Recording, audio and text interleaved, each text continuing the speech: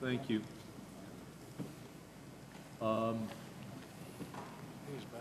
We've got a lot of people. Well, thank you. We've got folks who bought derivatives last year, and they didn't just look at the capital that was available by the issuer. They said, well, this issuer is too big to fail now, maybe not.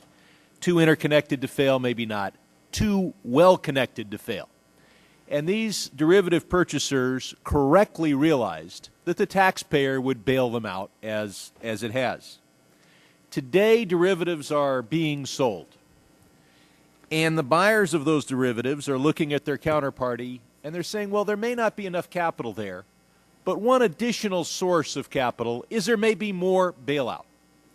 Can you correct that misconception and make a clear statement now that derivatives that are sold today are not going to be the subject of bailouts for either the issuer or the purchaser, that capitalism is back? Congressman, I think I understand your concern, and I believe I share its fundamental premise, that if we were going to be successful in creating a more stable system, we have to make sure that we address and reduce the moral hazard risk produced by the interventions in this crisis. Mr. Secretary, even before we create a new system, I'm talking about today, literally today.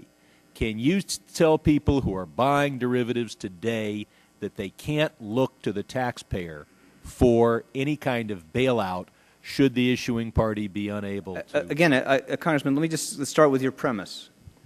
A principal source of losses to the core of the financial system came from institutions like the monolines that are relatively small institutions. Nobody thought they were big to fail, and they received no assistance from the governments, writing protection well in excess of their capital requirements. So I don't think I believe in the basic premise of your question, although I share your concern. Mr. Secretary, I'm not asking for philosophy here, whether you agree with me on the premise. I'm asking a very simple statement.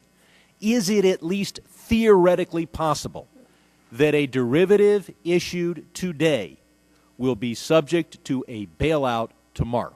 Congressman, I just don't think that it's, there is an enormously complicated set of legal conventions around the diversity of financial products in our markets.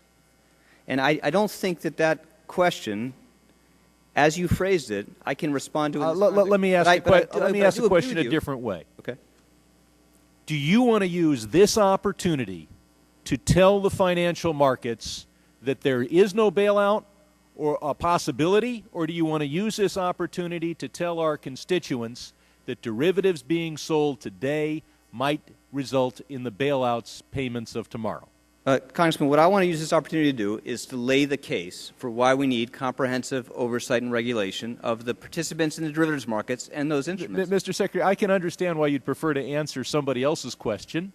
I get 4 minutes. It's a very simple thing. You can ask it different ways if you want, but what you're asking I want a yes or no answer. No, I'm not going to answer it that way, because what you're asking me to do is to give an irresponsible answer to a complicated legal question around enormous financial, and I'm not going to add to uncertainty. What you're basically saying is that you think it would be irresponsible to tell people that derivatives issued today are not possibly going to get a bailout. No, I'm not prepared to answer that question that way as it was framed, but I'll be happy to talk to you about this at any length you like and try to make sure we come to a better understanding about the legal complexities. I look forward to those discussions. Thank you.